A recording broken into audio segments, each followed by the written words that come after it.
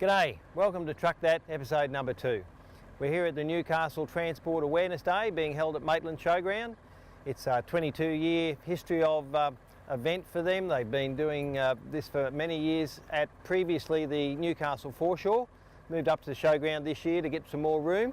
They raised a lot of money for the Westpac helicopter, and they've got a couple of other nominees this year for funds from the event. We're going to catch up quickly on our 3 things from our last episode. First up, we had the issue of personal use. I did get a call back from NHVR. They welcomed the fact that we'd promoted it. They said they've got some very good quality submissions, and we're certainly hoping that we'll get a good result out of that in the future. So thank you to those who took the time and effort. Second one was the tax ruling on our living away from home allowance. At this stage, the previous law will remain in place, but of course tax is something that I'm not an expert in. You really need to check up with your accountant how you deal with it, how your company deals with it. But at this stage, they have returned the decision that we will go back to where we were. We will get reasonable amounts, but each meal in the day is going to be treated separately. So you may have to be a lot more careful how you keep your records. And the third thing was rock throwing at Moree.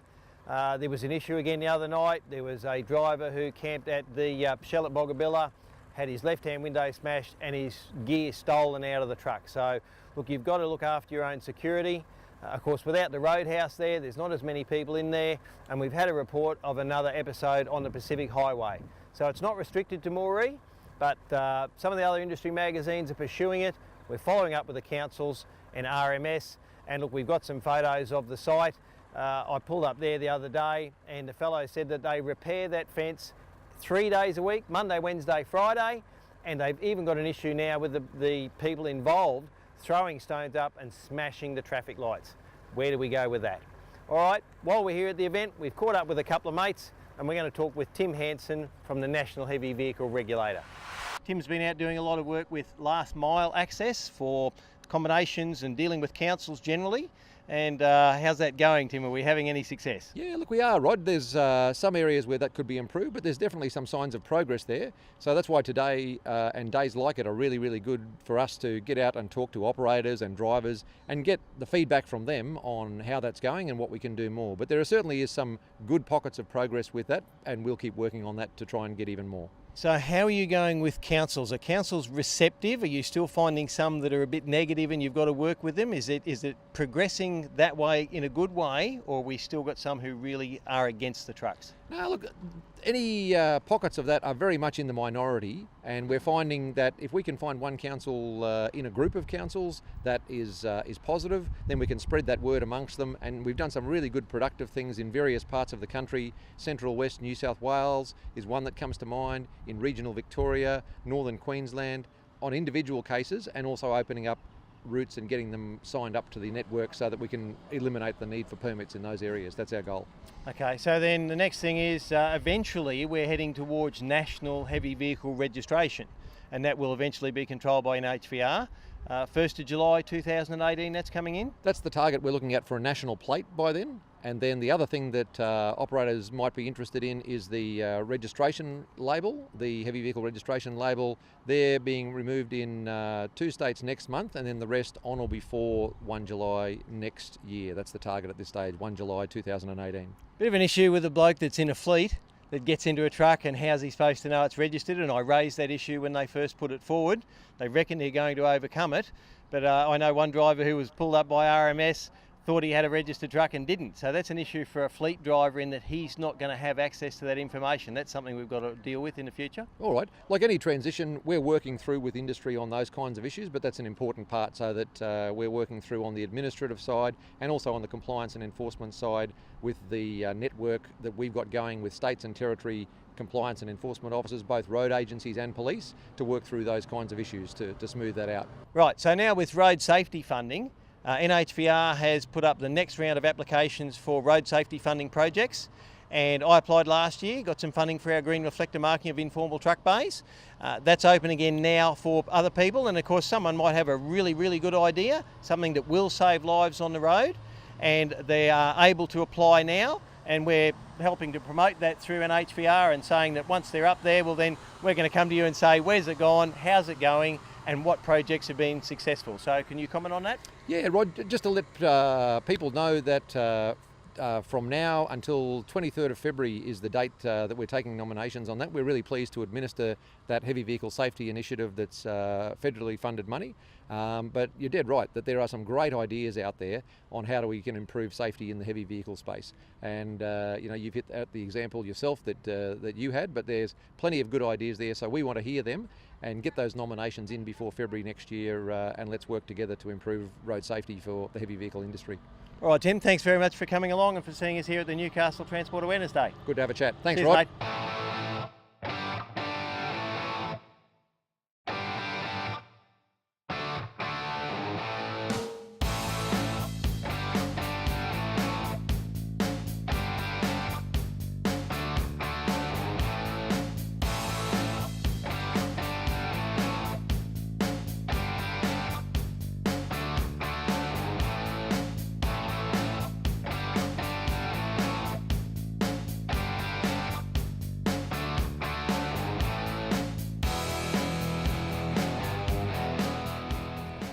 Now, while we were here, we spoke with Tim Hansen. He spoke of the new road safety initiatives where you can apply for funding from National Heavy Vehicle Regulator.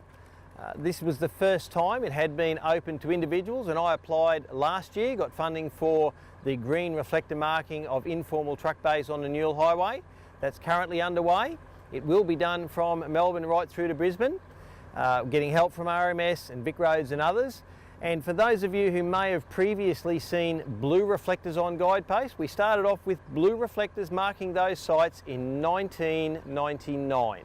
We used blue at that time because it matched our rest area signage, but Vic Roads at the time were using blue reflectors to mark hydrant posts on the side of the road, and they said, we think the fireys are going to get confused. Now we think the fireys have got a lot more sense than that, and honestly we're not going to have an informal truck bay in the middle of Toorak, and you're not going to have a fire hydrant in the middle of nowhere. But they said they wouldn't accept blue. We changed over to green. So if you're travelling on the Newell and you see 3 green reflectors, then 2, then 1 on a guidepost, that marks an informal truck bay. It's a bit of dirt. It's not there for you to have a 7-hour break, but if you're buggered, if you're looking for somewhere to stop, it marks one of those sites, and if we save one driver's life or prevent one accident, you will never get a better cost-benefit ratio. So in saying that, NHVR is seeking proposals for that.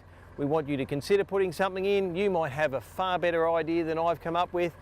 The more people that apply, the better. And of course, what we're going to do then is, having put it out there, asking for input like we did with the personal use. We got good feedback from that. If we get this, we will then follow up with NHVR. So the other one that's currently in there is the Caravan Industry Association. They've got some funding to do something about educating vanners, and the ATA and the Australian Logistics Council one Monday to do a industry code of conduct, and we're going to follow up on those for next time. So now we're going to go to a break, and we'll see you after that. Welcome back to Truck That, and here's a bloke that you might know. G'day Yogi, how are you, mate? How are you, mate? How have you found it here up and hot? Oh, hot, what a day it's been. It's yeah, we forget what the muggy's like. We don't have muggy in Western Australia. Oh, you poor bugger. It's clean, dry heat, you know. You can function and be happy all day in a clean, dry heat, but it's a wonderful thing. Awareness days and truck shows, shiny trucks, transport awareness. What more could you ask for? Then where do you see the industry going from your point of view? I've spoken to a few people here today. There's some saying, geez, I wonder where it's going. There's some saying in some ways it's better, in some ways it's worse. My glass What's is your always view? half full. Always half full. I think when did we hit rock bottom? I don't know when we hit rock bottom. I really don't. I hope we have, you know. I hope we're going forward. I feel we're not in a lot of respects. I really do. I feel we're still pushing uphill on a lot of things that should have been pretty simple stuff, you know. So yeah, look, let's push forward. Let's hope it goes forward. Let's make the industry good again. We're one of the only industries that could probably bring back common sense, you know. Yeah, got to teach that in schools. Look, there's a lot of common sense has been bashed out of everything we speak about. Yeah. We as truck drivers, truck owners, transport operators, drivers, forklift, anyone you want to talk about can bring back common sense. So I think we need it. I think it needs to happen. I think we're struggling, but I think it's an uphill. I think we're on that. Okay, so the really hard question, your top three. What are the top three things that we can do to make a positive difference? Yep. Because you and I can talk about it, Yep. but it's all the other blokes out there that have to get involved. Yep. And if everybody sits back and says it'll never change, Yep. we both agree it won't. Right, So what's the top three? Well, I mean, for me, a big thing would be to limit trailer lengths. You know, Only because you've got a nice big Kenworth out the front. Yeah. Well, yeah, that's right. So, you know, for what I want, you know, is limit the trailer lengths. Like, I want to be able to. It frustrates me watching people talk about safety for me on the road when I can't have a bunk where I can stand up and put my jeans on. Yeah. Yep. So why not? Yes. Do you not care about my safety? Oh, exactly right. You know, yeah. Well, in the States, that's what they do. They go on trailer lengths, not trucks. You know? So, and once we limit the trailer lengths, we all become on a level playing field. So you stop the 54-foot pans for 3 extra pallets. It's over someone like myself that's got a 22 pallet trailer. So I can only load 22 So that's number one? That's number one for me. Number two, we need to look at somewhere between, because I'm Western Australian now. I got my Western Australian hat on, even though I got my Newcastle unawareness show hat on. I'm Western Australian. We need to look somewhere between Western Australian fatigue and the fatigue systems that are here. Like, it frustrates me that in WA I can basically have 14 hours a day, 5 days a week with an 8-hour continuous break. Yes. So I come over to the eastern states, I've got to pay a lot of money for that. Yes. Don't really understand why. Look, we can't get them to agree, but we're aiming on it. Like right. NHVR is the closest we've ever been to a national regulator, and we've got to say it's better than we were, and we but we've still got somewhere to go. I like the voice I've got with NHVR. Yes. They're nice people and we speak well. So I think the third one is just be nice. Yes. You know, like why not? Like we're all out here trying to play together. We're all out here trying to play in the sandpit and be nice with each other. Try your hardest. Like, get along. Work together. Let's not fight each other. Every time you hear a little bit of stuff about a logbook law or an electronic logbook or something, it makes a divide, you know. The part of that's that we don't get the information out properly to people. Like, a lot of blokes hear the rumour and the theory, they go off the tangent on that, they haven't got the facts, and then the other part is us getting a say into those facts. 100%. You know, we all have to contribute, otherwise we won't get a decent result. We definitely need more grassroots, hands-on, me and you. Yes. Driving. Well, what are you doing tomorrow? That's right, we're going to be busy. I'm driving to Perth, you know, so we do this every day of the week, you know, and we need hands-on. There needs to be hands-on, you know. So, I mean, maybe I said 4 things there. No, it's all good. At the end of the day, I think the fatigue laws need to be well and truly... Flexibility, do you agree? Yeah, flexibility is the key? Like, you know, I'll go out on a limb and, you know, blokes, companies and operators will have a crack at me, but I strongly believe a 7-hour break is ridiculous.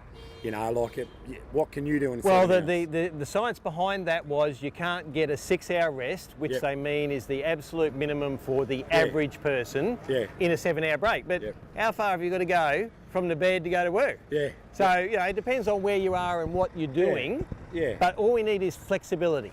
So my interpretation of the logbook, you know, because it's a pretty heated debate at the moment, and it's pushed towards electronic work diaries is obviously the massive push. When people are coming at you saying about recording everything on your logbook and doing it, it's obviously a push towards electronic work diaries, right? Yes. So for us, because we don't have a logbook in Western Australia as National Heavy Vehicle Regulator book, we have our fatigue sheets. We audit it every year. So if I've got to install X amount of dollars worth of electronic gear in my truck for 5 to 8 times a year. Yes, to what value? There is none. There's no value for me, but so I can't run the east without it. So my idea is flexibility. So, you know, if you had 8 hours continuous rest, 14 hours no count back. Yes. Life would be great. Let's aim for it, mate. Thanks for your help. Thank you, Rod. Always mate. A pleasure, mate. Always a pleasure talking to you. Right, really great, mate. I'm stoked, and thank you. Safe travelling out there. Good on you. Thanks. Cheers, mate. During the week, I got accosted by a driver, as you do, and he put to me that he didn't think chain of responsibility was working properly. It's something that gets a lot of discussion. So before we let Tim from NHVR go, we put it on him where we are going with chain of responsibility. Tim, chain of responsibility has been something that's been around for a long time, but my view has been up till now that it's a marvellous concept, but it hasn't really got to the right people yet. You go to a DC and they say it's got nothing to do with me. Where is chain of responsibility going, and how is NHVR making it apply and getting to those people? That's a good question, Rod. I'm really glad you asked, because there's some changes that are coming in the middle of next year. Had some really good conversations with all sectors of industry today in Maitland, with people involved in various roles in the chain, some drivers, some operators, some loaders, packers. In short, all of those parties in the chain do have specific obligations, and to get that working better, the changes that are coming in there, the key shift is more to a workplace health and safety type footing, where we're shifting from deemed liability to primary duties. That's the easiest way. Like most people, workplace health and safety is part and parcel of a workplace, so there's going to be a better alignment between the transport obligations and the workplace health and safety. The other key thing is that those changes are coming in July next year, and to get people ready for that, we produced a range of material, some general information, some specific information. We've recently just launched a chain of responsibility tool, which is on our website, and if people go there, they can enter their specific role and will get asked questions specific to their role, so that they'll be able to identify where the gaps are in their systems. And so you're doing it mainly as education first, like you're not going to go with the big stick. We're not going to have any carrots, of course, but we are looking at education to all of those parties, and you are working on that now? Very much, Rod. Yeah, look, we want to make sure that people have got ample opportunity to be ready. We conducted a first wave of information sessions to get people ready all over the country, about 70 odd sessions that we did there. The next wave of those are actually underway at the moment, and they'll involve using the tool. They kicked off in Brisbane a few weeks ago, and they're going around the country. So I'd urge operators to check our website, just the basic website address /COR, and they'll see where those sessions are and try and get registered at those. But if you can't make it to one, hop onto the website and you'll see that there's the tool is pretty easy to use, and it will really help you identify where the gaps are in your business. And there's a range of videos up there as well, and there will be even more as we go forward. We really want to make sure that industry is ready, and we're doing all we can to work with them on that. All right, so for what we'll do for a future episode, we'll have a look at that tool and see how it goes, and we'll get some comment from you after that. Sounds good, Rod. Sounds good. Thanks for coming along, Tim. Cheers.